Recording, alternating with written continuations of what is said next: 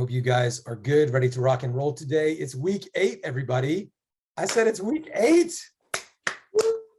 2 months of advanced language, NLP frames, really understanding what drives human behavior. And I actually just made a Facebook post on this. So I'm going to do a little bit of review and always just understanding, there's the internal world, there's the external world, time, money, other people, and then going internal, reframing things back to their beliefs, their values, their identity, and really building that frame. That's where the transformation work comes from, and is really transforming non-buyers into buyers, getting them out of the logical into the emotional buying state.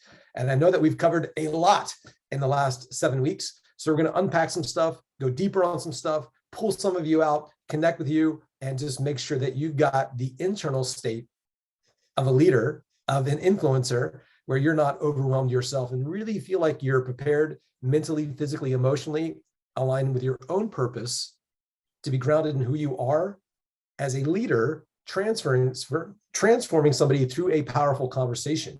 And just as a reminder, anything that's transformed your life has usually come from a powerful conversation. We're giving you the tools of what it takes to create powerful conversations, metaphors that put people at ease, make them certain, make them feel like they really feel aligned with where you're taking them. So those are all the tools, and making sure that you feel aligned and trained as a leader in these conversations. So that's what we're unpacking in a nutshell here today, and gonna do some deeper work on that and go as far as you guys want to. So there we are. Welcome again. Good to have you guys. Yeah, today we'll do a lot of Q&A as well as doing some recap. I want to, if I could just remind you guys of something, of all the things we talked about, some of the most important things. One, Eli just said it, be aligned with your own purpose, which kind of sounds a little bit cheesy when you first hear it, but it's so important. Like so many times that we get hired by these companies to come in and actually teach these companies sales, one of the main things we need to do is like, do you believe in your product? Right? Because so much more than the words, we've shown you so many tactics and so many words, but you have to really believe. You have to have that certainty, fluency in what you're saying and what you actually believe in. And so that's one of the key things. Really feel aligned with your purpose. Know what you stand for. Know what your mission is. The more you have that, the better you're going to show up. And when you have that as your foundation, and you have a framework as your foundation, then we add these things on top of it. So we do want to start with some things that have stood out to y'all, some highlights, some aha moments, some takeaways. Again, thank you guys. I've got a couple new Loom videos you guys have sent me of you using some of these techniques. Super cool. Again, if it's just a couple things that you took, that's going to make a huge difference, right? I know a lot of you are adding a lot more, but I see the thumbs up. Thank you guys so much. Feel free to hit that reaction button. We want to hear from y'all on some aha moments, some takeaways, some new things that have been working for you guys. We want to start with that. And then as we just begin to talk about what's most important, the framework. Please remember the framework. Like that has to be the first thing. If you understand, you go into the problem, you have the 4 horsemen of the problem, right? The impact of the problem, the duration of the problem, the root of the problem, or the cause, in other words, of the problem, and then the trigger moment. We see so many people forgetting those things. Yep. You got to have that. And we'll go into each of the stages today, but we want to hear from y'all some things that have stood out, some things that have been helpful, even if it's just a couple quotes or metaphors or anything that stand out. We want to hear some of that from you guys. Eli has a little bit to share, but we're going to do a lot of recap today. And then again, Q&A. Lots of Q&A today. One thing that I want to add really quickly is, now that you have that, right? You have congruency and you believe in your product, you have your alignment, like Eli said, with your purpose, and you have a good framework. More important than the words are people's state. We're playing a game of making sure people are in a state in which they're going to buy. So the question becomes, what do you do to put them in the right state? Like, how do you actually get them in a state where they actually are open to taking this risk? They're open to making this decision. They're open to taking action, right? And it all comes down to trust. We talked about it before, but everyone in the chat, write Trust Trinity in the chat right now. Drop in Trust Trinity, because so much of what you can do to help more people is based off of that Trinity. Yeah, the people talk a lot about rapport. It's just the language of trust and responsiveness. And so, people are shutting down on the call, not going beyond the surface with you. There's not enough trust or responsiveness. And so we want to make sure that we're aligned, congruent, believing in what we do, believing in this person, knowing that there's a possibility inside of them that we can lead them to if we create the right association. So we talked about metaphors, the different kind of change work with reframing the meaning, changing the context, changing the content, changing simply what they're associated to. And we've gone over some of the ways that we neutralize resistance. I appreciate and I can respect that. And, that's not a problem. If you were to, say you already had, it's called the as if frame. So we've talked about a lot of those frames. Let us know, any of you here, what are some things that are working for you right now? What are some things that you've implemented that are working, and we'll build from there, and we'll talk about how to refine it a bit where you might possibly be not fully certain using two new techniques, because when you have new techniques, and we've given you a ton here, it does take some time and some repetition to make sure that you're really getting it. And so we've given you like a lot of stuff here. So we want to make sure that you're have a deeper sense of association and congruence while delivering these patterns, understanding not just the words to say, but knowing why you're using the words and where to use them and how to use them and what to look for within the incongruency of belief and identity and action of the prospect, where we can possibly challenge them, reframe them, connect with them deeper, get beyond the surface. So all of these tools that Eli talked about are right there around the pain. Trigger moment, finding out the source of it, how long it's been there, the intensity. And so we want to get into that, because these people, regardless of what they say, they're just looking for information. Nobody wants to talk to strangers on the internet unless they have a problem or a desire, unless they're insane, which is, and those people have other problems too. So what are some things that you guys are using? What are some things that have been wins for you? What are, out of a lot of these tools, there might be 2 or 3 that you use a lot. I've talked about some of the ones that I use all the time and given you how I use them. I've got one that I'll unpack at the end of the day that I'll kind of save as a nugget that will help you melt resistance with objections. If you do get them, ideally this process will help you resolve the objection before it comes up, where you've created that trust and responsiveness and clarity in the offer, where there's an association and a future pace where they just want to do it. However, you will get some of that resistance. So I'm going to give you a frame that I think can help any of you once you train on it. So who's got some wins for us? Kathy, Sarah, Steve, what's coming up? Eric, what have you been using? A whole lot of everything. It really is like drinking from a fire hydrant a little bit, because there's just so many techniques. But some of the things that was most valuable to me is identifying the C part of an objection, whereas before I was just stopping at well, I can't do this because, I wasn't looking for that third part. And I was always wondering, why is it that I'm just not good at handling those objections? Now I get it. And there's just a whole bunch of things that really come to awareness when I'm talking to people. Like some of the things I've noticed, it wasn't covered in the course, but I learned it because I was aware. And it is like how people relate to problems. Some people are avoidant and some people are anxious about them, right? Some people will just say, hey, if I look the other way, it doesn't exist. While other people will just obsess about the problem. And depending on who they are, the way to address these people is completely different. So there's not like one technique in particular, because there's just so much, but it feels like there's a lot of things bubbling up to the surface, as I learn the material. Yeah.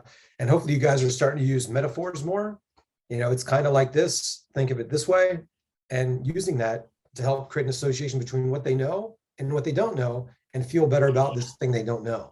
So those help a lot. And we went over a ton of those. Eli went over a bunch of those. Make sure you've got some of those trained in your back pocket, because those are huge. Robert Cialdini, the master of influence, says that metaphors are the most powerful tool for overcoming objections and helping people get in alignment with where you want them to be in alignment. So we unpacked a lot of those. And so you want to train and rehearse on a few of those to make sure you got them. Cool. And I think one thing to add on, like the metaphors, is always like, well, when do you use them? You know, like at what point in the call do I actually use them?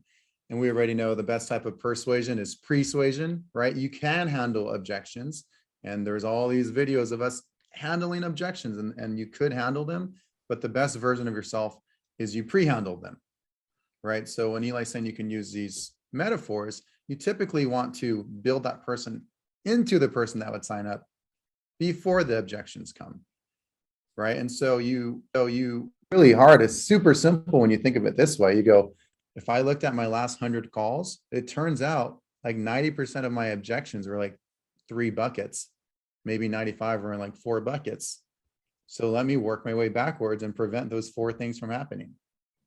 And the good news is you guys already know most of us have the same ones, right? It's too expensive. Let me talk to my business partner, or let me talk to my spouse, like, you know, or timing. Yeah.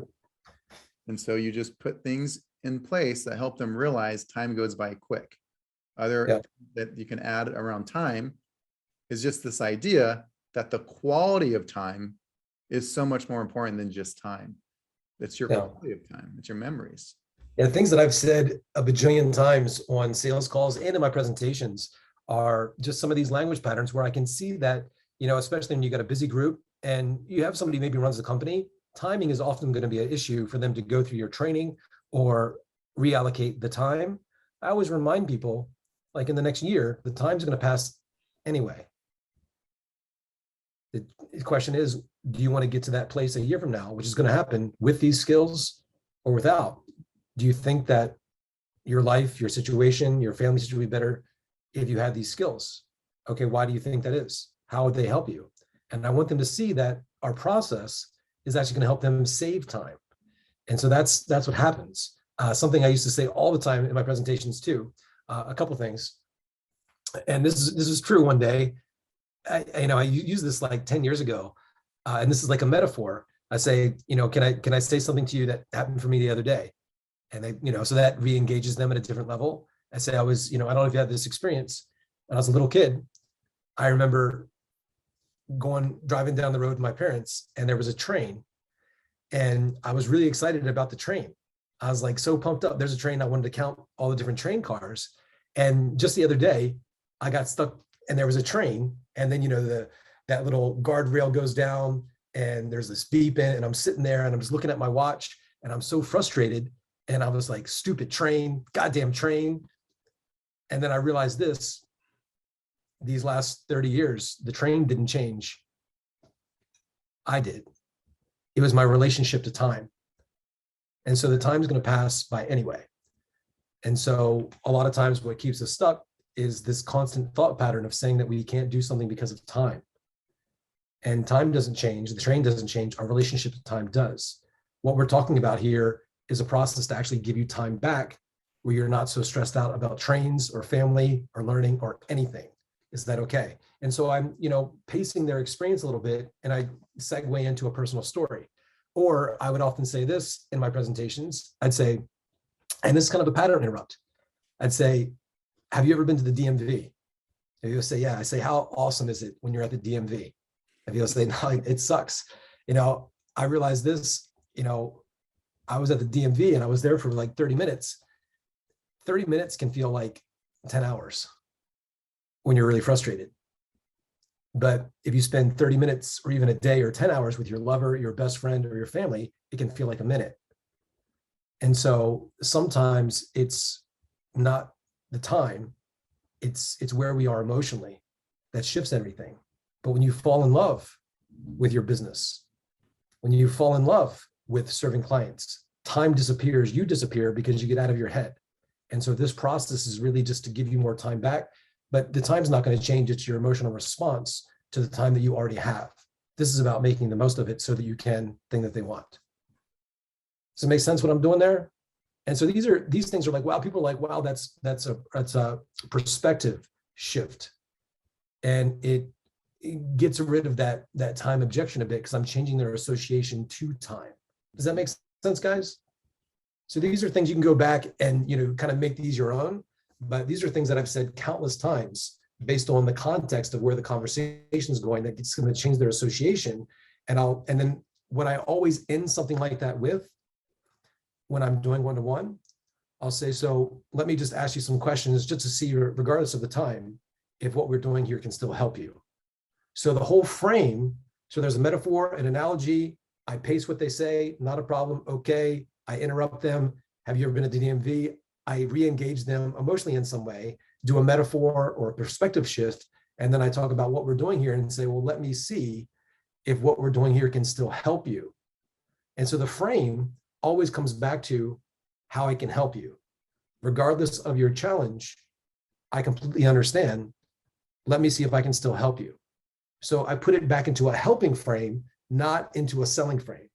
I know you need to talk to your spouse, or I know times, whatever, that's why you need to do this. I wouldn't say that, because then it's like a selling frame or a pressure frame.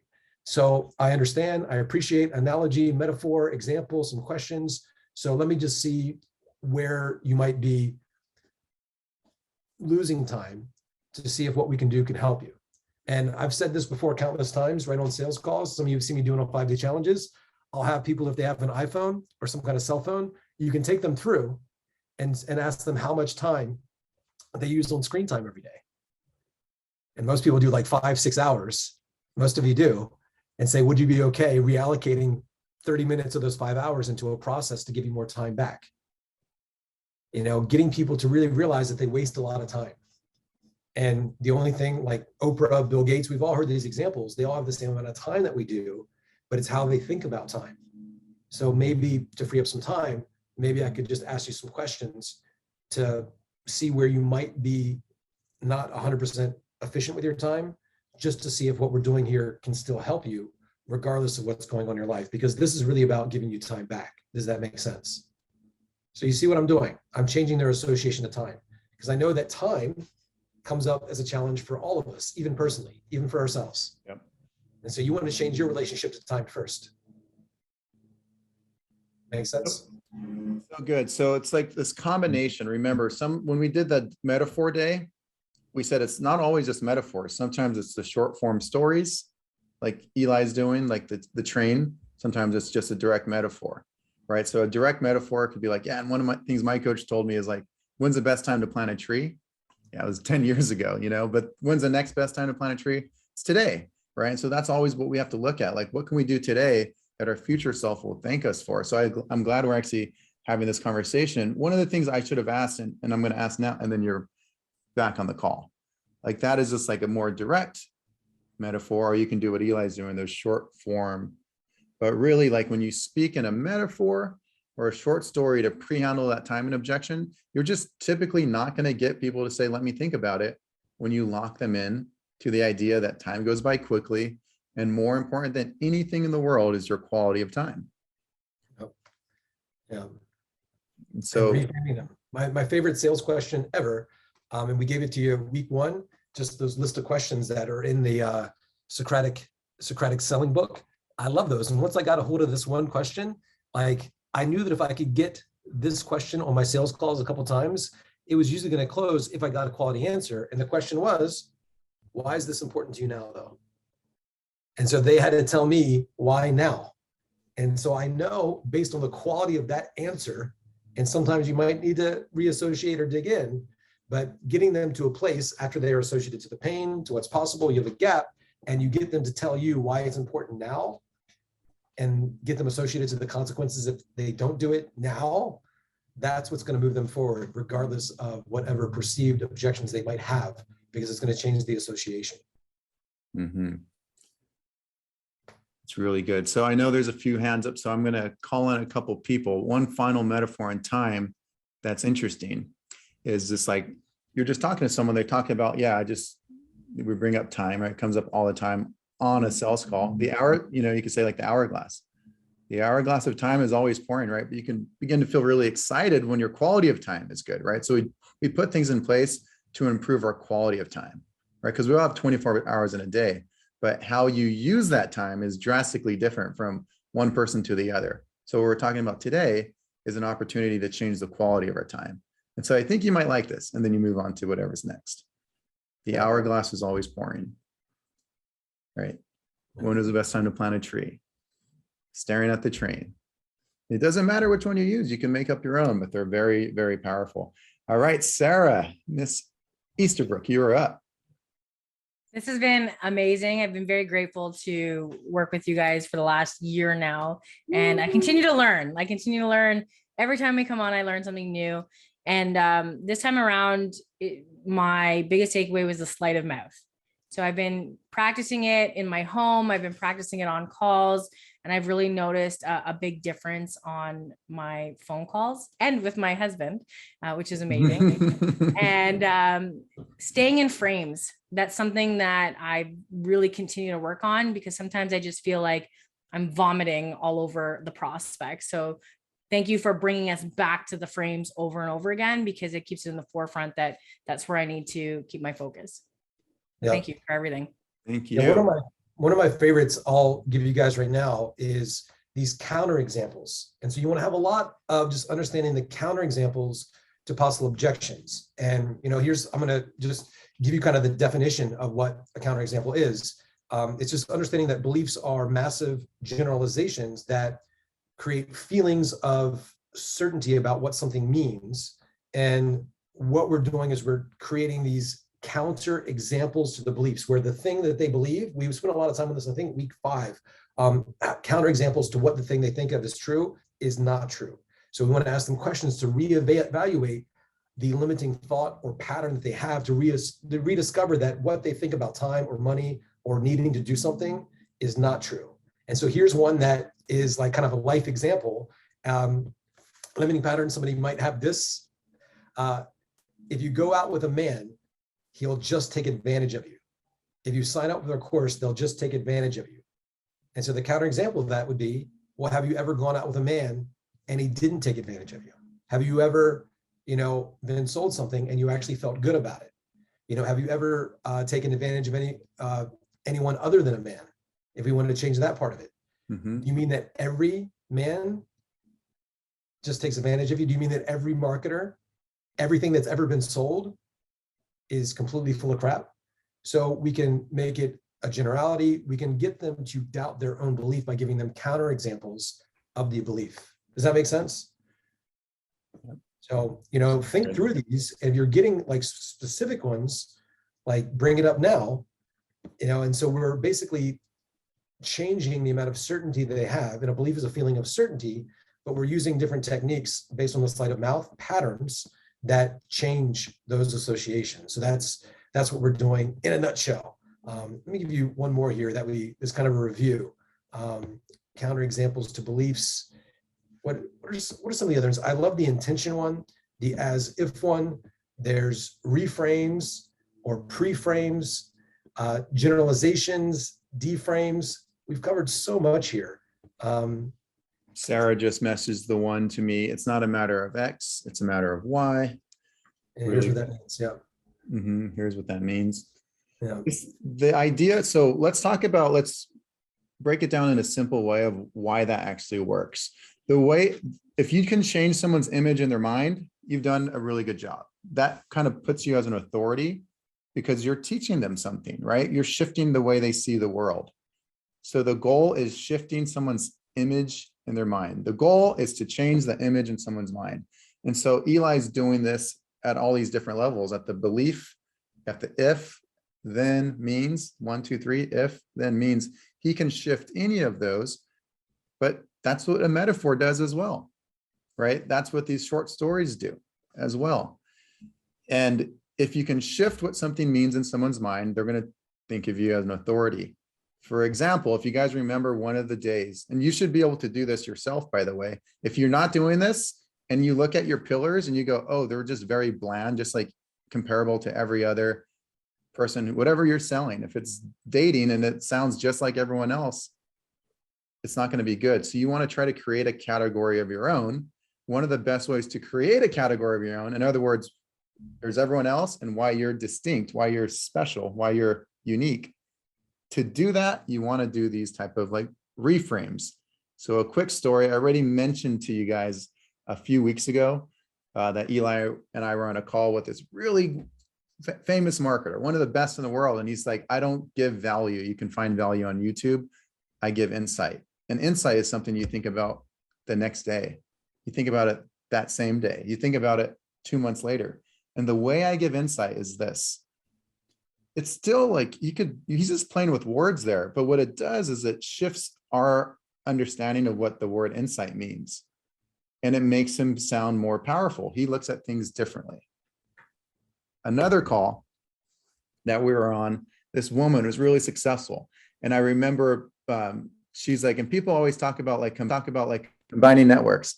I don't like to combine networks because networks, you could have a church of networks. You know, you go to church maybe once a week, unless you have something better going on and you know those people, that's your network, but you don't connect with them as much as you should. But I merge ecosystems. And the difference is she doesn't combine networks. This woman merges ecosystems. And then she shows us what that means. And what that means is, and when you hear people speak that way, it makes you feel like they are an authority. They are different. They're in a category of their own. I can't compare their prices to everyone else because they did a reframe on us. Drop that in the chat, reframes. If you guys remember one thing and you understand how you could reframe the meaning, you are by definition becoming more of an authority to the person in front of you. Yeah. And I could see you guys just hands up. Does that make sense how I'm just reframing something that we already know? It's pretty cool, right? Yeah. And that's most of the reframes will be meaning reframes. And so just as a bit of review, just to make sure you get it, because this is something like I kind of got for a while, and it took me a bit to really master this. As far as reframing, there's content reframe and there's context reframe. You know, how well do you understand that? It took me a while to fully get it. And so I'm just going to give you kind of the understanding of what it is, just as a review. A contextual reframe. So if you think about it, like there's this content, which is my fist, and then there's the context of like, this content is in this context. So a context reframe could be like this. So you change the context of the behavior, you leave the meaning of the behavior the same, and find a context where the meaning has a positive value. And so here's an example, like a life example. My 16-year-old daughter is stubborn and won't do what others tell her to do. So if you were a coach, you could say, wow, sounds like she'll certainly be able to handle aggressive dates. So it's the same content, but you still have this way of behaving is actually a positive thing in a different context. You know, I don't like to make changes. I'm slow to actually change anything. That's great. That means that once you really take the time to master this, success is going to be certain and unwavering for you. You're the type of person that actually gets the best results in the program. So I took their behavior, the content, and I changed it into a different context so they could still hold on to their behavior. But I said that's actually useful in this context. Does that make sense? So that was a context reframe. And now let's look at the content. Let's change the meaning of the content. This is where you change the meaning of the behavior. You leave the context the same and change what the behavior implies. So an example, you know, I have a huge tax bill this year. I owe $1 million. Say, wow, that must mean that you've really made a lot of money and you've mastered a lot of skills in order to be able to owe that much. So you change the meaning. You know, I have a lot on my plate. Well, they say if you want something done, give it to a busy person. People that have all this time, they're really good at wasting time. The fact that you have so much on your plate just means that you're in momentum, and it means that this is going to be something to make that process go even faster because you're already the type of person who gets things done. I see in you a standard of getting things done. This is something that you will add, but it's like adding oil. It's like adding gasoline to a fire. You've already got the fire inside of you. Here's where we just make it burn brighter so you can actually have a bigger impact on your clients. So I take the content. So I change the context or the content. The easiest is to change the content, the meaning, as opposed to finding a way to take that same behavior and make it mean something positive. So we change the context. So spend some time thinking on that, whether it's time or money, but really there's the objections out there, but we're really, and I always say this, we're taking you back to an internal thing, their Mhm. beliefs and their values and the meaning they have associated to a behavior, making it mean something new, changing the meaning. So spend some time on that and get a couple examples. There's a couple examples there that you can use, but it's more of a way of thinking. And for you, you always want to be in an empowered state. No matter what is there, you need to make it mean something positive for you and know that you can do something with that information. We want to neutralize it. Not a problem. I agree. Let me see if I can still help you. Think of it this way: metaphor, example, reframe, content, context, reframe, and you'll be getting it. And people will love you because it will shift a light bulb inside of their mind of what was once a limitation means it's the reason they can. And so you want to be able to do that with tact. There's, just to give you some insight here, there's one way that I recommend to not do it, only because it's been so overused. And so oftentimes in old sales scripts, somebody would say, I can't afford it. Well, that's the exact reason you need to do this. And so that is something that's overused. It's true, that is a meaning reframe. Like, look, dude, you're 40 years old, and if you don't have money now, that means that you really need to do this. So that is one, but it's just been too overused, and it comes off more as a rebuttal than a meaning reframe. Does that make sense? So if we told a personal story or a metaphor or an analogy, then we could change the meaning in a more empowering way where they didn't feel attacked. Does that make sense? So a big part of this too is making sure that when you do create these reframes, you want to neutralize, not a problem. I completely understand. I can appreciate that. I've felt that too. And so we want to make sure that we neutralize it, disarm it, diffuse it, whatever you want to call it, make sure that it's not combative, and usually create this in a form of a question.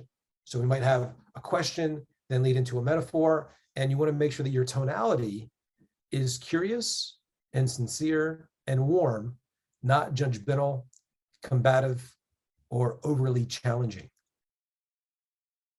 So tonality is going to be pretty big with that. Otherwise, you're going to get some resistance. Make sense? It's really good stuff. I see in the chat, really good comments. Yep, if you want something done, give it to the busy person. This That's stuff, true. Yeah. It is First time I true. heard that a long time ago, I was probably in my 20s. And I thought about it. I was like, man, that's so true. They say if you want something done, give it to a busy person. Mhm. They're, because they're busy getting things done. That's actually great.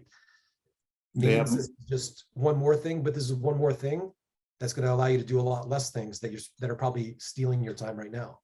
So Yeah. just changing the meaning. All of this stuff is true. Like momentum does create momentum. That's why, if you guys, as a reminder, because today's about you guys asking questions and us giving you reminders, I always try to help people feel like they have momentum, right? And I'm using the word moving forward, right? When you decided to do that, we'll help you move forward. Okay, cool. And so I'm making them feel like they have some momentum, because people momentum keep moving forward. And I'll say little metaphors like no one ever has their ducks in a row. Ducks don't just stand in a row. That's not reality. You don't see a bunch of ducks that's standing still in a row.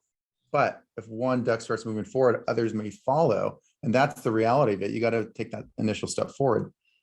And then later on at the end of the call, I go, so if you wanted to move forward, the next steps would be, and they already felt like they're moving forward, right? But what Eli's saying is true. Like if you want to get something done, give it to the busy person. That's all true. So all of these, yes, there's a utility because it's a technique, but it's all very true. That's why this stuff works too. None of it is lies or insincere. It's all what we feel. And again, how you do sales is how you do life. How you do life is how you do sales. I love that Sarah just brought up that she's like, you can use this on her husband. Like you guys can use this on, you should use this on yourself. You should be able to use this stuff on other people, not just in sales. This is how it works, right? Like pre-handling objections. Quick little personal story. Just this week, my brother-in-law found out that he got his girlfriend pregnant. Was not expecting it. Yeah, Eli doesn't know this story. Was not expecting it. And I'm like, more kids in the family, excited, right? He's like, my life's over. He's freaking out. And so what he does is he's like, I'm more nervous about my girlfriend. She's freaking out, and he's coming to me to advice. It's the same situation on sales. You just pre-handle the objections, right? You pre-handle what her fears are. So I'm like, what, I'm pretty much telling him, like, he needs to let her know, like, what is she most afraid of? A girl who just gets pregnant, that he's not going to leave her. He's going to stay with her, that if she needs to take time off of work, it'll all work out, right? Things can be unsure right now, but we have support. And so it'll work out. Like, you find what those objections might be, their biggest fears, and you pre-handle people's biggest fears, right? And so we had like a plan to approach her differently, at least with the plan now. And I did the same thing with him. I'm letting him know, like, these things happen. One of the things they always joke about, if you want to make God laugh, tell him your plans. Things don't go to plan, but things always work out, and I'm telling him, I'm pre-handling what people's biggest fears are. That's how you should live life, is how you do sales. So you're doing it with sales too. The good news is, like we said, most people have the same fears. So if you get good at handling those fears, you become more persuasive, you become more influential. Hopefully this is helpful stuff. Is this helpful for you guys? Hands up. Is this helpful? Is seeing this? How you do life is how you do sales. So many cool stuff. If there's any questions now, we want to start taking some questions and answering some questions. What are some places that you guys might be stuck on anything? So we got frameworks for all of this, but let us know specifically where are some places you might be a little bit stuck. Marco, give it to us. What's up again? Thank you for the things that you all are doing. I love the program. I think I'm just overthinking one part of it. And this is like changing external to internal. And I've been kind of working with it. And actually, from what I know, I've been doing a pretty interesting job of it. So I know in our program, we actually don't have a price anchor. 10,000 to 5,000. Can you talk more about, hey, the price is not the problem, but the real question is how committed you are to getting the skills so you don't end up in the same spot this time next year, right? I think that's a bit in your face, but probably like, how can you wrap that in a better context than what I was just doing? So two different things. It's like basically an objection handler, change in association, and there's also a price anchor. So there are two kind of different things there. So ideally, in order to get that price anchor, to kind of pull this apart a little bit to make sure you guys are getting it at some point in the call. And what is your offer, Marco? So it's going to be an Amazon coaching, for 5,000. Okay. And this is a biz op. And so a lot of these people are inside of a job or career that's not paying them what they feel they're worth. And what you want to be able to do during a portion of the call is finding out what their goals are. Like, is this something you're hoping will replace your current income? Is this something you want to do on the side? So we're getting an understanding of what their real goals are. Mm-hmm. And you want to have something like a price anchor of what their goal is. And so say you want to be able to retire. And sometimes when people tell you their goals are going to be really small. So remember, small gap from where they are, where they want to be, small emotion. And so sometimes say, well, how old of you I could ask? And so we want to ask them like, well, do you want to have a dream home? Do you want to have a car? Well, that's going to cost this much. Do you have kids? So really what you're needing, for the year is this amount. Say it's $1 million a year or 500,000 a year. You need to, to hit your current goal. This is the target we need to work towards. Given what you're currently doing at your current job, how long would it take you to be able to save that much money? And they're going to say never. And so we're expanding them and we're getting them to admit to themselves that what they're currently doing isn't going to get them there. So that's one part of it. And as far as, so there's price anchors related to their goal, and there's price anchor of a program. So price anchor, it could be, if you want to start a business, like say McDonald's, it's about $2 million cash out of pocket. And really you're buying real estate and you've got to pay for insurance and all these things. So this isn't some $2 million investment. This is a way that anybody can get started for a fraction of that. So they're comparing it to a McDonald's. So that's like an anchor of something. And some of this can be in your marketing. Some of this can be in a VSL they attend, they see before, where they've got something related to, like for a lot of you here, you're selling professional education services like coaching. And so one of the big price anchors that's commonly referred to is the cost of college. It's like $200,000, $100,000, and there's no guarantees. What this is doing is cutting out all of the BS classes you would take and speeding up your most valuable resource, giving you time back to just focus on what's most critical. So there's a few things there as far as what you kind of unpacked. There's the price anchor, so that when somebody says, hey, that's expensive, we will always want to be asking the question, compared to what? So we want to give them something to compare it to. So some of that might be in your marketing, could be in the conversation. It could be anchored against how long it would take for them to save their goal number, so that they're focused on what they're moving towards. They're anchored in that, and they're anchored in the fact that this is a fraction of the cost of what it would cost for them to do it on their own. Trial and error, time, expense. So that's the price anchor bit. And the other part of your question, what was the other part of your question? The other part of the question was going from external to internal. So, the real question is not about the price. The real question is how committed you are to getting the skills, so you don't end up in the same spot this time next year. And more of a context to wrap that around, so it's not so much in your face. Yeah.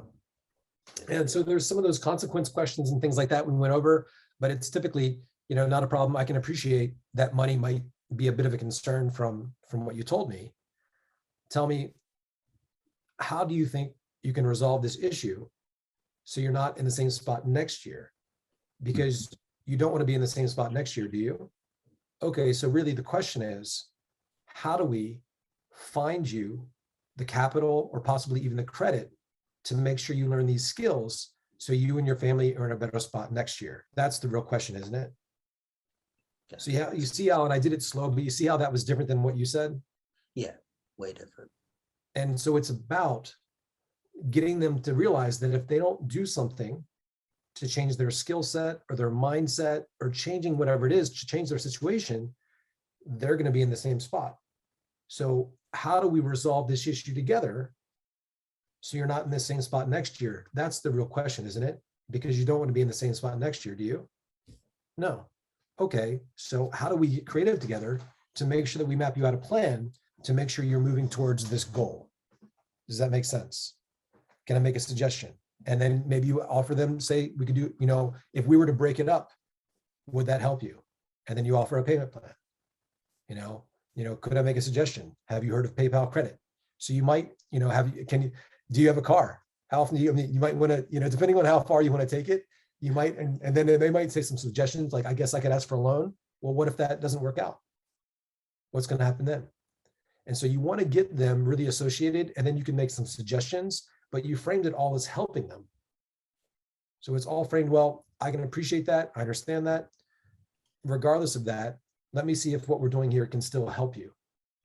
And then you make some suggestions there. So you might need to have a little bit of back and forth about it, and you might do a pay plan. And I know that when I was starting out, and I would, work for Tony, and I'd have some really good months, and then I would leave Tony's company for a few months and I'd do my own thing, or I'd work for like a month and I'd make a lot of money, and then I'd take a few months off, and then sometimes I'd be traveling the world, and I realized, like, wow, I have like no money. And not the best plan. But I remember talking to one of my mentors at the time too, a multi 8-figure guy now. And he said that he was just taking a few years, just really living free. And he saw that his finances would go down, and he would do like a web class, kind of like I'm going to do tomorrow. Highly recommend you guys see what I'm going to do. And what he would do is he would do these presentations and do sales calls. And if his money was really tight and he had somebody there, he would get very creative with the financing, or get very creative with the payment plan options just to get some money in. And so that's, if you have a big company and you're selling for somebody else, you can't be as creative. But if you have your own thing and you have some things you can do as far as creative financing, or offering them bonuses or scarcity or some kind of time limiter, saying, well, let me see what I can do for you. If you were to what would have to happen? And so we're getting back into that positive resource state where they can see themselves doing it. So I'd unpack that and sit with that, but you want to make sure that it's not combative and having some consequences associated to what they're doing, realizing that they need what you have in order to achieve their goals. So we're making that distinction. That makes sense? Perfect. Thank you. It's a good question too, Marco. Two good questions. Awesome. If I could add one thing to what Eli just gave, because he gave you a bunch of really good stuff. That whole idea, because your original question around the finances, like what if it's like too expensive? We're biased, Eli and I, because we're in this world of all these people that charge $50,000, right? And so I know your price point is closer to is 4,800, I believe. And so we see people that pay $50,000 and 90% of them they don't spend that in cash. They don't spend $50,000 out of the bank. And most of them, by the way, don't even have $50,000, right? But they take out loans, right? So this whole idea of people not having the finances is, to us, really is like, we don't think of it that way because the finances don't matter, right? If they really know that this is the future they want and you're the best option, the best chance to become the person they want to be, they'll figure it out. So what that means to me is like, if there's these finance questions, it's probably because we didn't get them to get locked into their future. How do we lock them into their future? The identity, right? You have to sell the identity. And I know it's kind of like, I'll give you guys, by the way, I'll give you a couple bits on finances right now. So you get the juicy technique to write down, but more important than that is just realize if you're selling the identity, they're probably going to figure it out either way. Because we see all these people that have $0 that are spending $50,000. We see it. That's the world we live in. So we're biased. We know it's possible. Again, it's like the whole idea, like people cannot fight that need to stay consistent with who they believe they are. So you have to plant that in, that maybe, Marco, you're getting them to say, yeah, I want to make more money to provide for my family. Is that like a new goal? Have you always wanted to have that? Yeah, no, I always wanted to provide for family. I just tried a couple things and haven't really been able to figure it out. At least you're open to trying new things. I'm interested though. What kind of made you interested in what we have? Well, I've watched your testimonials. I know you guys, I see your Instagram. I've been following you for about a year. Oh, what do you like about it? I like this and this. You're dropping those anchors soon. You mentioned something earlier though, that you want to provide a little bit more revenue for the family. Is that like a certain amount that you have locked in, or what's the goal? Like 5K in profit? Yeah. Is that kind of like just your minimum amount, or is that kind of like phase one for you? Oh, that's phase one. What's like the bigger goal? I want to know. Well, I'd love to have like, be able to buy a second house. So my parents, I could pay off my parents' house, have a second house, a rental. I love it. I love hearing people's goals. That's always like the best part of my job. So for you, like providing for your family. Now what we're doing, we're selling them being a better father, a better mother, a better husband, a better wife, a better foundation, a better leader, a better son, a better daughter. When you get that, the rest trickles down. They'll figure out the finances if you really lock in the identity. Yeah. Please, in the chat, write down lock in the identity, because that is really the game that we're playing. That's how you get to these like really high 80, 90% close rates. You got to lock in the identity. They will figure it out. Yeah. And it sounds like you've been through a lot. I'm just curious because I'm always I'm fascinated by what drives people. What keeps you going? What's the thing that makes you motivated? Because you have been through a lot. What's the thing that makes you never give up? Well, I never give up because I'm this type of person. And they start selling you on that, the fact that they're this type of person, and you label them as somebody that doesn't give up. Use that all the time. Mm-hmm. Makes sense. So then it's going to be hard for them to go back on that in 10 minutes and talk about how they're giving up on this dream that they have, when all they need is 5K to get there. Yeah. And Eli, I love the college thing. I've used that too before, the whole college, like for me, it sounds something like that. It's funny, like people pay $200,000 for college, like $50K a year for 4 years. Like they're not just giving up $200K, they're giving up 4 years of their life for a chance at a degree, for a chance at a better, higher paid job. And it's not even guaranteed, right? And oftentimes they have these goals, but that gold rush has passed by then. But it's interesting, like it actually works for a lot of people. That's why people keep going to college. It actually works for a lot of people, but that is a big investment. you know, one of the things I want to talk to you about, or you just drop that. People pay 200K to lose 4 years of their life for just a chance. Yeah. And you're normalizing that risk. Now, is your product 200K? No. So comparatively, they're making money. Is your product going to take 4 years to get results? No. So comparatively, they're saving time. And I might have dropped in the word gold rush, like this is passing vehicle. You might not have this opportunity. And so all those little frames, they're really, really powerful. And depending on where you are in the sales process, what your lead flow is like, you know, something that I've said before on calls when I was selling like a book thing or whatever, you know, I get them kind of qualifying themselves to me. Say a lot of people, you know, talk about this and that. We've got a process, but it does take some work. And one of the things that I'm here to do in my job is just kind of weed out the people that really aren't a fit, people that think this, act this, do this, people just looking for a quick fix, because those people, I mean, it just doesn't exist. It does take some work. So I'm curious, what is it about this opportunity that stood out for you that made you want to work it? I'm just curious. And so I'll get them to qualify themselves to me. We want them like selling themselves, like into the opportunity. Mm-hmm. And so that's what I always call the guardian frame. And for me, like it was real. So even when I was selling, say, Tony Robbins to a group of people, I knew that some people came to the events and they badmouth Tony Robbins or they badmouth a thing. I believed in ourselves so much. And I was just like, I had this internal stance like, hey, we've created an environment of people that are doing big things with their life. You know, Michael Jordan is in our community and Oprah, all these people, and a lot of other people that would never get access to those skills get to come into an environment and learn from a guy that charges $1 million for 10 hours and get all those skills over 40 hours in a really fun environment. But we can't have, like they say, one bad apple messes up the whole mix. So I want to give you an experience of what's possible for you here today. And if you're the type of person that really wants a dominant life, I've got an opportunity for you, but it won't be for everybody. So I'm curious about you, you know, what does this mean to you? What is this job, this career? What do you most want out of life?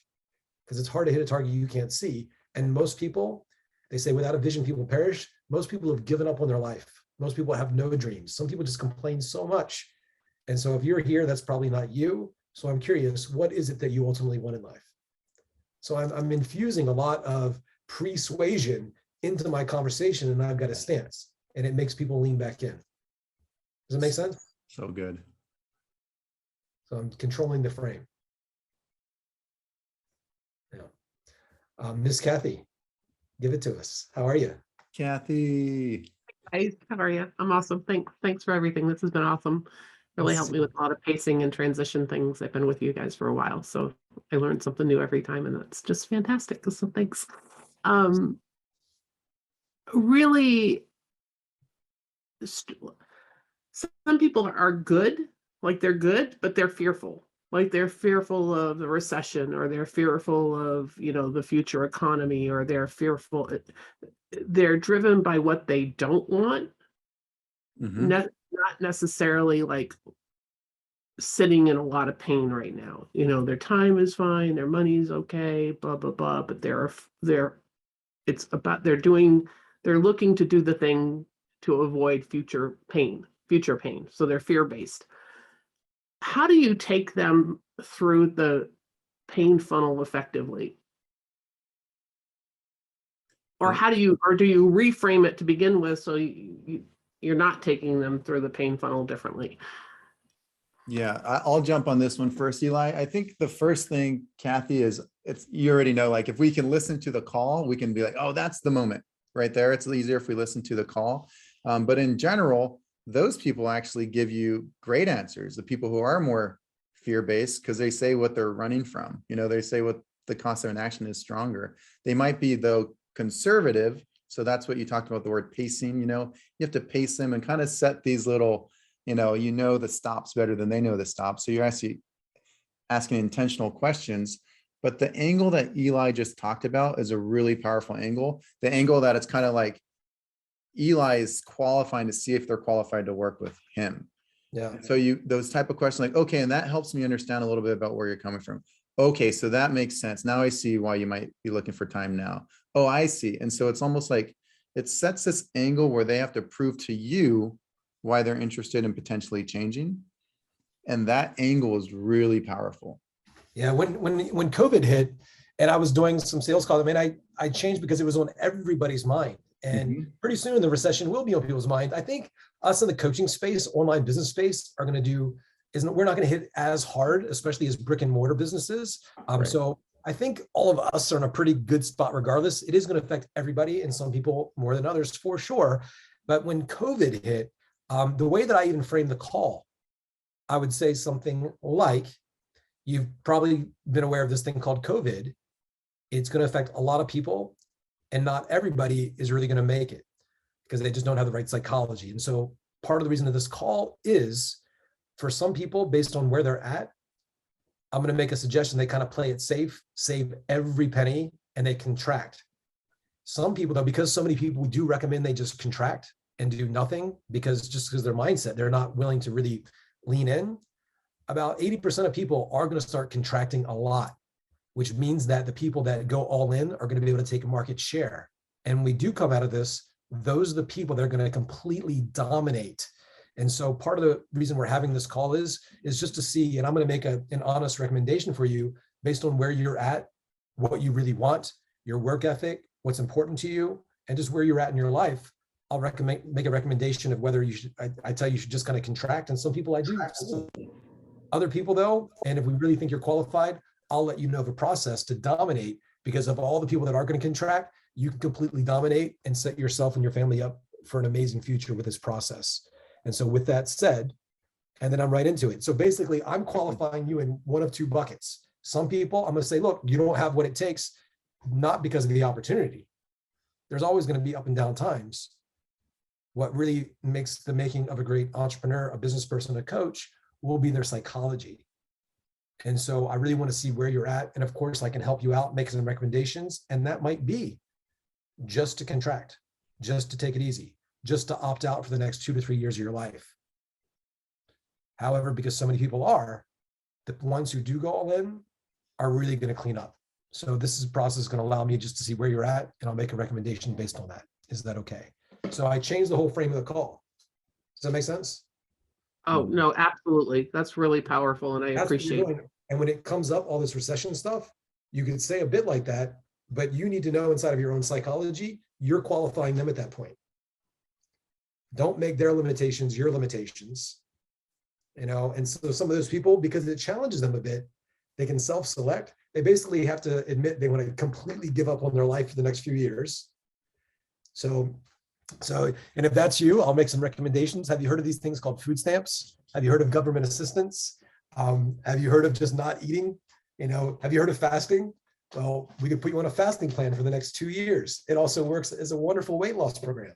Very skinny kids, so yeah, it's so that, but realize you're qualifying them at that point. And you can do it in a realistic way where they buy into it, because everything I just said is 100% true. A lot of people are going to contract because of their mindset. And that is going to allow other people to dominate, just like it has through all of history. Can't be argued. So this is really Absolutely. about what they want, their desire, what they're committed to, and some of their risk tolerance, because there's always risk. What we've done is we've taken a lot of that away, but it is going to still require you to really be all in on you and to believe in yourself. There's only so much I can do on this call. So we're going to find out where you're at and make a suggestion. So that sound fair? And they're going to be like, yeah, It does sound fair. it sounds fair to me. It sounds fair to me. What Eli's saying is true though, too. Like we saw it during COVID, the rich got richer. Yeah. It's true. True. And Yeah. recessions are some of the best time to make money. Tough times are some of the best time to make money, because people are looking for answers or looking for the people who are able to leverage that. And so you could even, again, we talked about earlier, creating a category of your own. Like if that person, Kathy, is thinking, okay, Kathy sells an Amazon, product. Maybe I can look at other Amazon products, right? And you're like comparing product to product, then there could be fear around the money, right? But if you're selling that identity, and then more importantly, like a skill, like you're going to give them the knowledge so that they can become this better version. So you're selling a skill, then you could drop some really cool bits, right? So let's say it's like smart people or entrepreneurs or hardworking or whatever that personality you're trying to anchor that they are. You know, smart people thrive during tough times while others do not. And so you can say something along the lines, and you've heard Eli use this kind of cool idea where like, yeah, one of the things we always like is one of our mentors even talks about the difference between like purchases and investments, right? If you're investing in a skill, it's totally different. Like you could purchase a Red Bull, you get a little bit of a high for 30 minutes, it feels good, but then it's gone. But if you're purchasing a skill, that's a totally different thing that we're talking about. You know, like smart people know, or whatever it is, entrepreneurs know, whatever that label is that you locked them in. Smart people know, like you get 10% return, especially during like a recession. That's great. Over 8 years, you probably doubled your money. And so that's great. What we're not talking about today is like 10% return or 25% return. We're talking about a skill that can not just give you like 500% return, 10,000% return, a skill you'll have for life. Because you already know this, skill sets are recession proof. And so that's why so many people are doing well in our company right now. That's why we don't just have hundreds of testimonials. At BJK, we have thousands because we teach skills, which is totally different than so many other people are teaching. Right. So you can see how that angle, I'm speaking to their identity. You see it, Kathy? Got a thumbs up. Yeah. And for any of you that are selling a biz op opportunity like Marco, you want to read that book, The E-Myth Revised. Read that book. It's amazing. Talk about employee, they talk about manager, they talk about entrepreneur. And so one of the things they do in that book, and you can sum this up in 90 seconds, educating some of these folks that are employee or manager mindset, talk about the jump of what it takes to become an entrepreneur. And so Tony Robbins does this, every seminar that does this, where they're working with employee type mindset people and getting them to make the jump, they talk about specifically entrepreneurs have high risk tolerance. So there's a definition of terms that everybody buys into.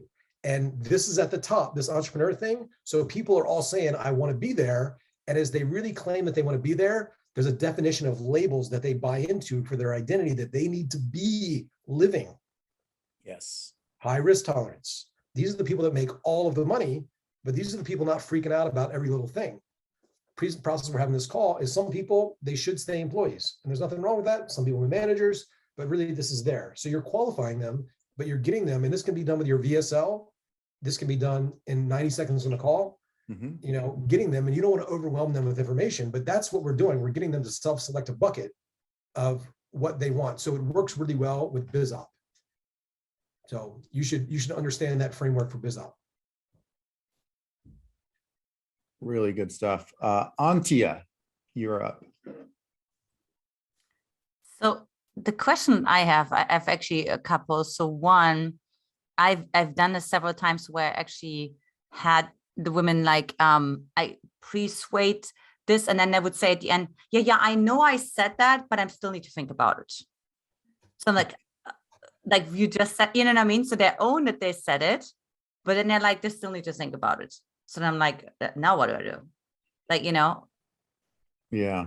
So there's two things that I think could be helpful. Again, it's like, this is not enough for us to know how to answer that. It's like, hey, I got punched in the face. What can I do to stop it? I'm like, well, where were you? What did you say? You know, all these things, like, I'm not sure.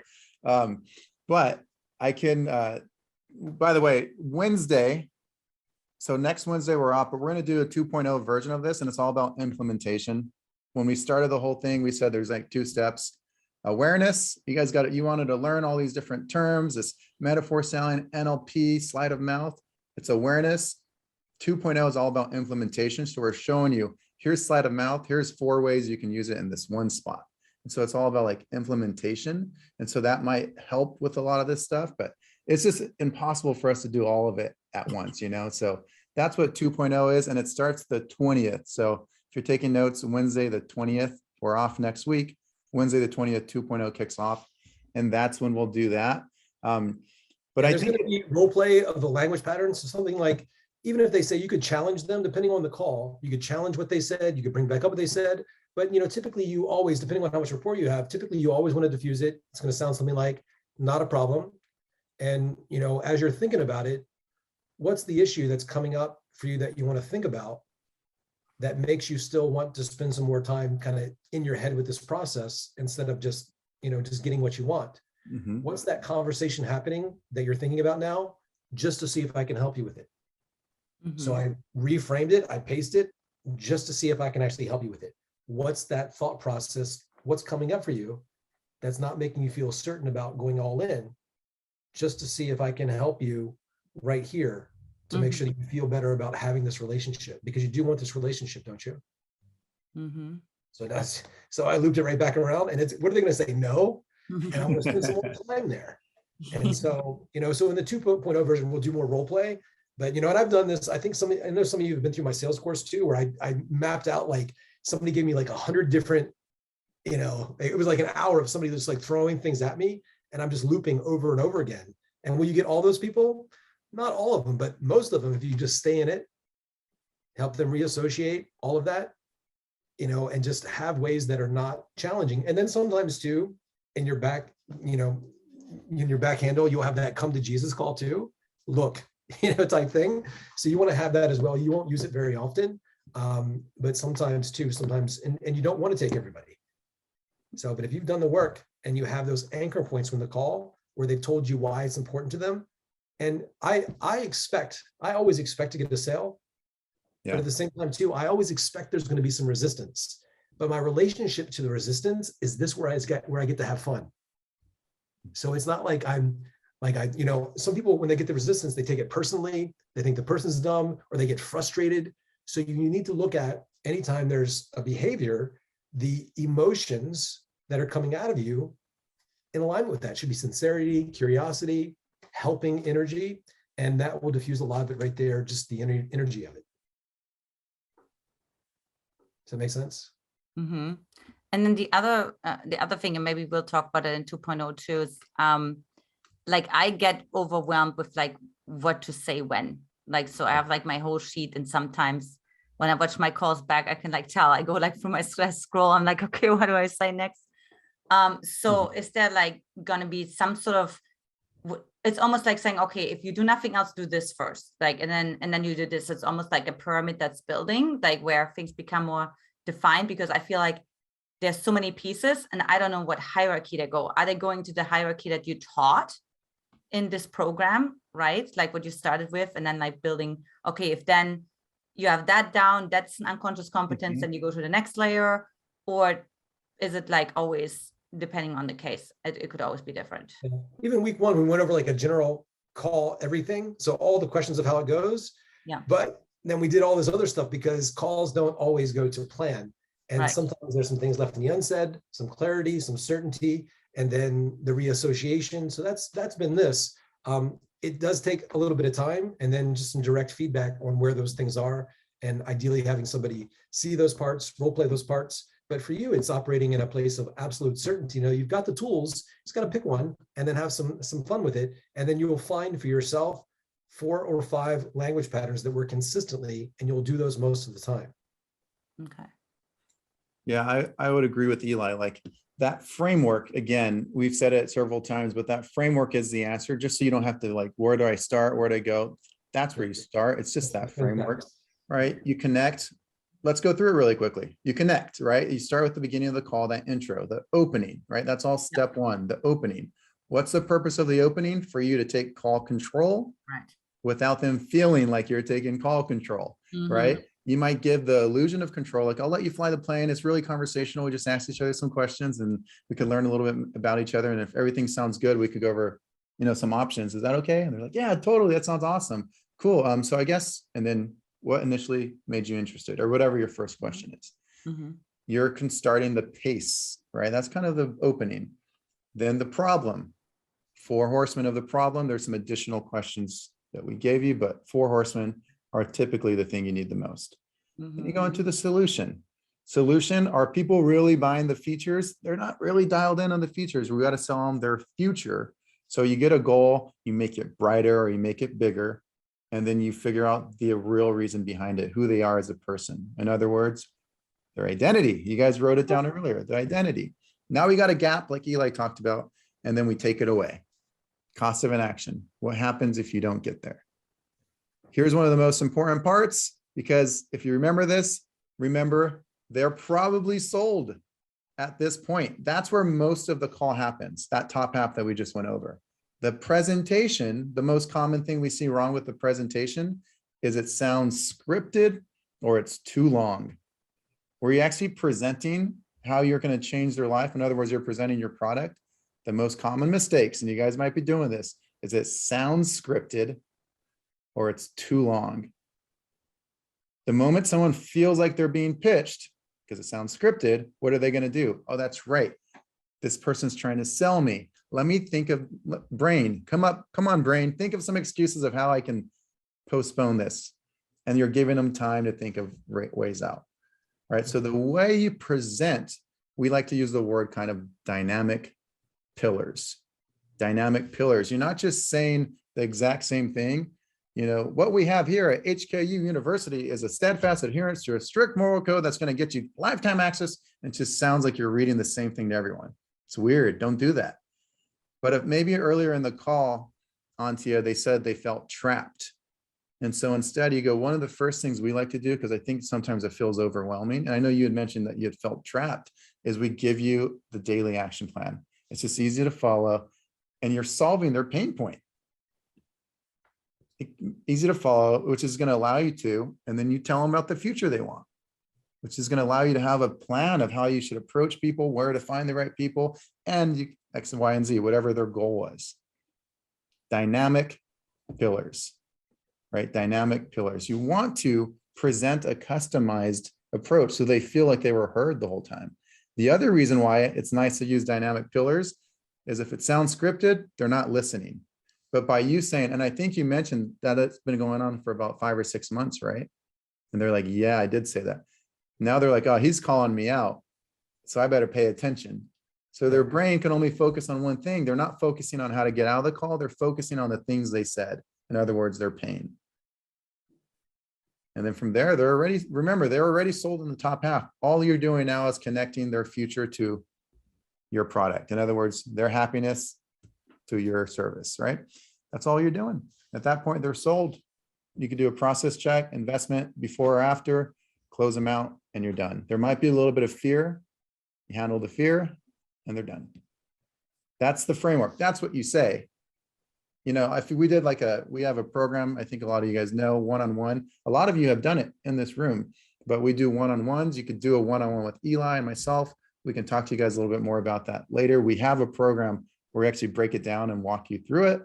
But in general, yes, Antia 2.0, we're going to talk about implementation. So we're actually going to do some role play with the group on this stuff. Okay, awesome. Thanks. Is that overview helpful for you though? Yeah, I feel there may be something in my offer that's like, I don't know if it's like necessarily scripted because I do that personalization, but it may be too long. So I'm just like, yeah, so there's some things that are probably just small. I have a feeling there's like small hinges that turn big doors. Yes, that I'm 100%. looking at, you know, yeah.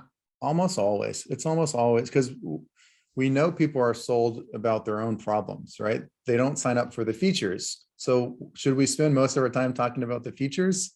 No, you know, and you might have this amazing thing where it's just like some, you know, you have some name to this amazing thing and you know how amazing it is because you've helped hundreds of women, but they can't possibly know. So it doesn't make sense to just say this name of this pillar that you have and they don't know what it means, right? So you're selling to their problem and you're selling towards their future.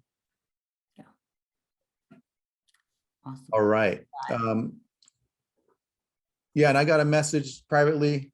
Can you tell us a little bit more about 2.0, the different programs, cost, logistics, please? Yeah, we're going to send out an email to everyone about like signing up, the dates, the times. I'm pretty sure we're probably going to keep it consistent on Wednesdays because we know most of you guys can make it. But it'll be a discount for you guys. You guys will get a discount and it's going to be a lot of like, all right, so one of the things we talked about in 1.0 is this. Now here's where you use it. Here's an example of Eli using that metaphor on a call. Here, now let's do some role play on it. Because the truth is there's kind of like 3 steps that most people need. They need to know the framework really well. So you don't feel like I don't know where to begin. But how do you get good at it? It's call reviews and role play. Right? That's how you really sharpen the tool, right? You can't just watch someone else's tape all day long. You actually have to do it. And so that's kind of the idea of 2.0. Luigi, you were up, sir. All right, thank you, both of Thank you guys. you. And sorry, crashed this part a little late, but I'm catching up with the recording. So yeah, it's looking great so far. Awesome. Appreciate what you're doing here. I'm curious about you. You guys take. I'm on these offers that are investment related. So I deal with mostly accredited investors, right? And I know these friends and actually have implemented some of them already, and they're great. However, these types sometimes I feel they are looking more to get into kind of a flash roll type of industry expertise and not too much on the emotional side. So I'm wondering if you guys have either a revised version of everything with, like, sometimes, you know, the cost of inaction and those, when you're getting too emotional on the what's the future for, I mean, these guys are not looking to change their 9 to 5. I mean, they're usually looking for an investment vehicle, right? So I'm wondering what's your guys' take on those type of sales processes? Well, even logical. I mean, it's like they want safety, security, they want to feel smart. So there's still an emotion that drives it, even if it seemed like a logical thing. What is your specific offer? So it's investment vehicles, you're a financial advisor? Yeah, no, these are automation, 200, 250, 300. So it's either e-commerce, Shopify, Amazon, sometimes YouTube automation, different vehicles. Yeah. But the tickets are usually those numbers, right? And they're not getting loans for it. They're just wiring, you know, 200 grand, something like that. Yeah. And you take them through like a slideshow presentation, like here's what it is. No, it's very similar, and you know, I usually follow NEPQ, which is very similar. I start with connecting, situation, solution, problem awareness. Is that phase where I've done the BizOp and the coaching program. That's way easier when we're talking about the cost of inaction and them, you know, changing their job for a better future, which is not the case.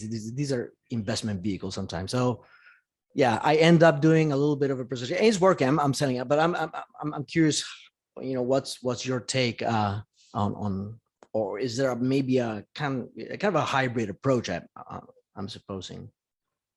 You know, so you've got a presentation and you're familiar with that. Like, it sounds like you've got a good call framework, and there's some commitment questions. Does this sound like something that could help you get where you're looking to go? Okay, why do you think it could? You know, what part about this are you most excited about? You know, where do you see yourself utilizing this? So we're getting them to envision themselves inside the process. And then, of course, you're going to get some objections and some resistance. We're taking as much as we can to really understand what that is and putting that to the front where we can remove that, make sure they're tied down and they see what this is. Why do you think that it's not working as well as you'd like, I guess is the question. Because it's hard to just kind of say you're like, it's there's this, that emotion stuff. So it's hard to tell without listening to a call. Right. No, and I'm not saying it's not working. What I'm saying is the objections are mostly industry specific. So it's more technical questions, and they want to get into the granular about the EBITDA multiples and things like that. And when I overcome those, it's fine, and they wire the money. So yeah, if it's not, if it ain't broke, don't fix it, right? But yeah, I'm trying to. What happens when you're not able to overcome those objections? I send them to their CEO. I'm to our COO, which usually he will overcome. But again, these are more technical ones. But yeah. Okay, so if it is a highly logical sale like that, you want to have some of that specific knowledge. But if they feel really certain about it, that's one thing. Because if it's a $300,000 thing, it's different than a $10,000 course. Yeah. It is a little different. So sometimes there is going to be that technical aspect. And, you know, it's like if you buy $1 million house, you want to see the inside. Yeah, you buy a new car, you want to take it for a test drive. So with something that expensive, sometimes there is some of that, but you do want to have some blanket general statements. And so it sounds like, seems like, looks like, if I showed you this, would that, you know, would you feel more confident about this? You want to find out where that uncertainty is, because sometimes it is, you know, getting them to feel really certain. Again, it's the trust trinity that we talk about you, making sure your tonality, that you're solid, your relationship to their resistance, not a problem. You're really grounded in that. They have to be certain on their offer. And what you're saying is they don't need to be as emotionally bought into themselves, like, hey, you can do it type stuff. And so there is some of that. Hey, because you're very smart, you know, what I hear you asking is this. And so we can loop some of that back, but there's always going to be just a feeling that drives it, where they feel like they're smart, that it's logical, that it's a good decision. And they, at that level, they do want to know how they are going to get a return on an investment. So you might want to say, here's what you could expect. Here's where some people get it wrong. Here's what you really need to think about. So the question is ultimately this. And so it is going to be a bit more of a logical thing. So for some of you with an offer like that, the description of the actual offer needs to be really solid. And I don't know if you have a pitch deck for it, but typically you'll break it down into 3 to 5 pillars. It works like this, and you tie down each one of the pillars, and it's going to get them really certain about each one of the pillars. And the more emotionally they connected are to it, they're going to feel certain that you've got a pathway or a map to take them from where they are to where they want to be, and that it's a smart thing to do. Mhm. So that's typically 100%. what it is. Yep. Thanks. I appreciate it. Yeah, no problem. Yeah, it's a good question too. Really good stuff. Thanks. I think one thing to add too, like it's a good book. And we don't want to throw too many at you, but Robert Cialdini has a new book, came out in the last couple of years, called Persuasion. And he talks about something that Luigi reminds me of. But it's something that we hear all the time too. Like Eli and I, oftentimes people will say, like, I don't know if that style will work with my exact product. And it's interesting. Eli and I, we won't go too much into it, but we met with Jeremy Miner recently, because you just mentioned Luigi. Luigi mentioned NEPQ. He says the same thing. One of the biggest objections is, does it work in my industry? This is just how humans work, right? But the humans make decisions based off of emotion. So there are like slight differences where things might be more logical and you need to have it. But you saying that sometimes you pass them off to the COO and he closes them. Yes, he might probably have the technical thing, but people make decisions emotionally. So there's something that he's probably doing there too. It sounds like you're pretty good already because you've learned a lot of this stuff, but that's how this works. People make decisions based off of emotion, right? Yeah. And so And there's it's interesting. We're both huge Jeremy fans. Jeremy actually just joined like a one-on-one thing that we're doing. So Jeremy's got an awesome presentation that he does when he sells his program, and he does it from stage as well. So we're actually rewriting his story, and we're helping him with his presentation to make it more emotional. I think Jeremy's one of the best in the world at that process. And so he's come to us to make it more emotional because it's a missing link for him.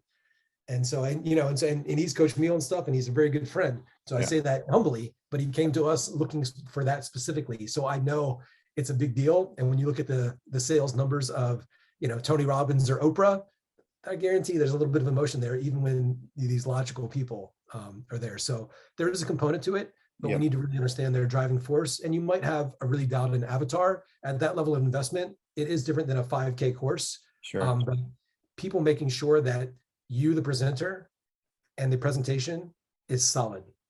So sometimes there is a component of, an actual slide deck. I'm going to Dubai for a few months at the end of the year, and I'm helping, some crypto companies connect with billion-dollar investors. And these people have a lot of money. It's not, emotion and jumping up and down, but there is some emotion, and there is an ego, and there's an identity, and there's, what people want to feel certain. And these people want high status. So I know I'm selling them high status and being better than other people. Yeah. And I guess, 100% with that, I guess the way to steer those emotions are different. So I think, Yes. you won't ask them, what happens if you don't do this, right? And they're like, dude, what are you doing, right? So, so it's different ways to actually steer those, for sure, 100%. 100%. And that's the worst too. Like we've seen some of those, Luigi, where we're like, the person's just asking the same question and it seems so weird, but how did that make you feel? And then it's like over and over, you're like, stop, man, it's weird. Like, that's not like how people taught, So you're right. Like that, your avatar, like Eli said, might be more dialed in. But there is an answer. There's a technical answer of how to get emotional with them. For those who want us to break down a call too, just send us a direct message. We can let you know how Eli and I do that for people. If you want us to break down your calls and give you direct feedback on your unique calls, we can do that. Just send us a message. I know we are way over 25 minutes over, but Michael's in the room. Let's answer this final question and then we can go from there. Michael, you're up, sir. Hey, so I had a question about why now? Like why is it important to do this now?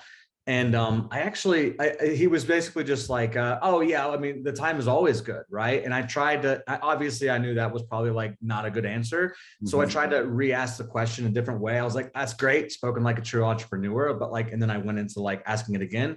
And he basically gave me like the same answer. And I didn't know how I could deal with like a situation like that, like call him out or ask a different way again, or what's the best way you think? Did the call close? No, it did not. And I got like the timing. He was like, oh, I got to think about it and talk to my guys, you know. But otherwise, I mean, it went well. I'm getting better. I'm learning. This is got trial by fire, you know. So Yep. Yeah. And so, you know, and this is true. This is just one of those truths. You know, it's like, it's always a good time to be with our kids, work on our business, go to the gym, but we can't do all those things at the same time. So what's, you know, this aspect of your business, what has made this specifically a now conversation for you? Like what, you know, what is it you're hoping to gain out of this that's going to ultimately set you up for a better future, just to make sure we can get you there faster so you can do everything else you want? Why this specifically? So I want to go into the specifics a bit, you know, and kind of reframe them a little bit. And then I kind of said, you can't say everything. So I threw in kind of that qualifier. So why this specifically, based on we can't do everything all at once? So why this specifically right now? So it's just another clarifying question on top of it. And I kind of took away the outs, and we can't do all these things at once. Why do you think this is so critical for you now, though? okay, cool. Yeah, you could would take it to follow the up with my future. question. You could take it to the past, you know, like, I guess to clarify, and sorry, like I'm asking, not like, why didn't not in 6 months? I'm asking like, why didn't you do it 6 months ago? And they're like, well, I didn't have the time. Okay, you have a little bit more time now. And you can just lock them in there, right? Or it's like a double commitment. I guess, you know, a lot of times when we talk to people, it's like been a stack of things where they're like, maybe I should take a look at this. Or other times it's like, last week, this one moment happened. Like, has it been like a stack of things for you? Or is this something that you just recently decided you might want to do? No, I've been wanting to do it for a while.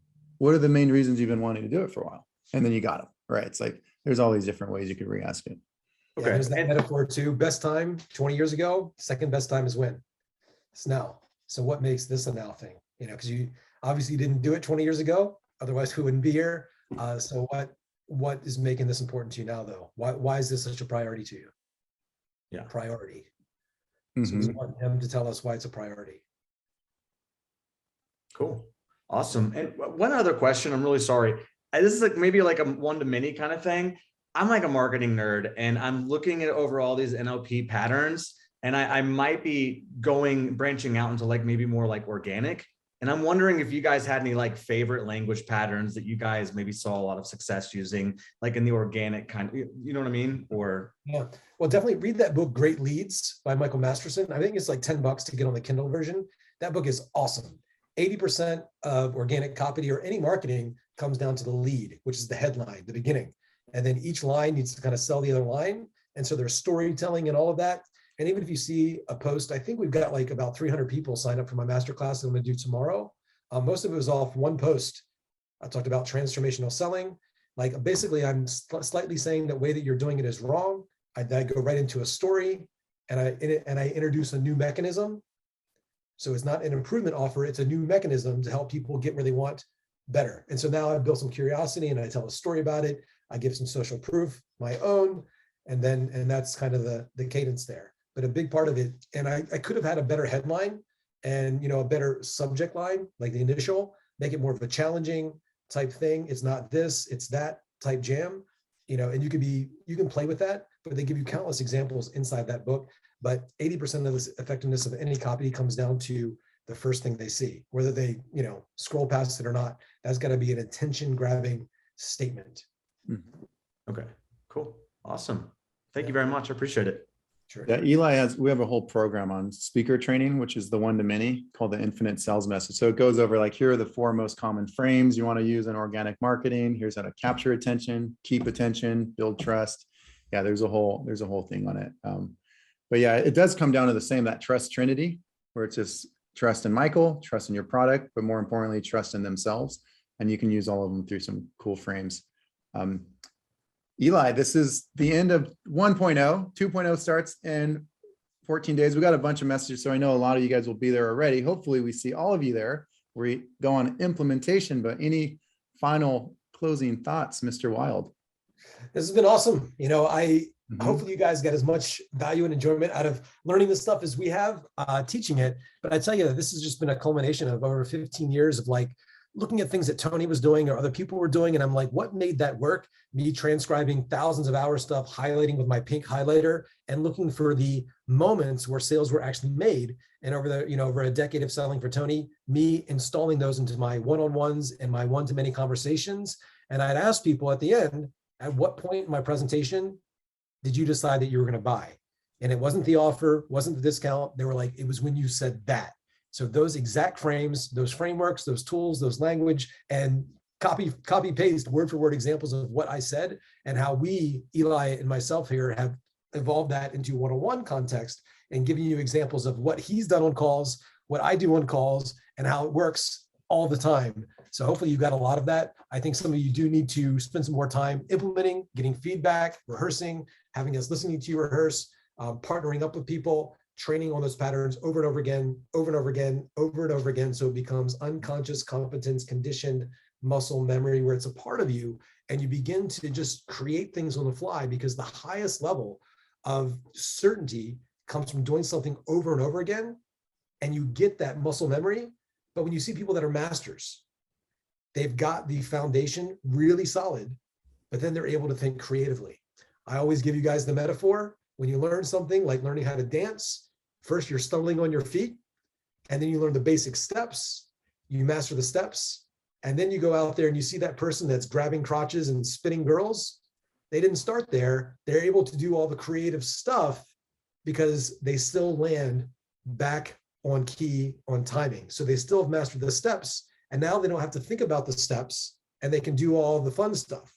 If we start doing all the crazy stuff too soon without a mastery and the basic principles of why human beings do what they do, they need to feel some certainty, some uncertainty, like what are their needs and how do we anchor our product and service into that? Those are the key fundamentals. And then there's all the tactics and all the icing on the cake. And so when you see people doing all of the icing, but you've not mastered and ingrained the fundamentals, it's going to fall flat.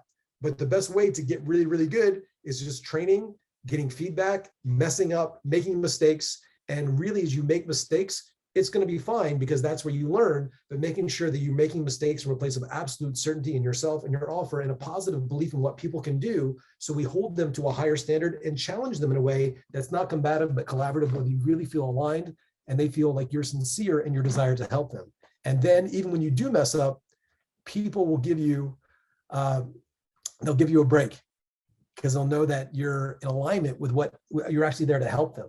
So if people can feel that about how you do this and where you come from, then they'll be more in alignment with where you're taking them to. That's it. That's So it. good. Hopefully that's landing for you guys, because that is so powerful what Eli's talking about. Really profound principles right there. Thank you guys so much. This has been amazing. This will be kind of the foundation as we go into, this is step 1, awareness. 2.0 will be all about implementation and where to put a lot of this stuff, but you guys wanted to learn the stuff first. Step 1 is done. Hopefully you guys are moving on to step 2. I got a lot of DMs here, so I'll go through these, but thank you guys so much. We love you guys. We appreciate you guys. Thank you for all the great feedback, and we will see you guys soon. Cheers. Much love, guys. Take care. Bye-bye.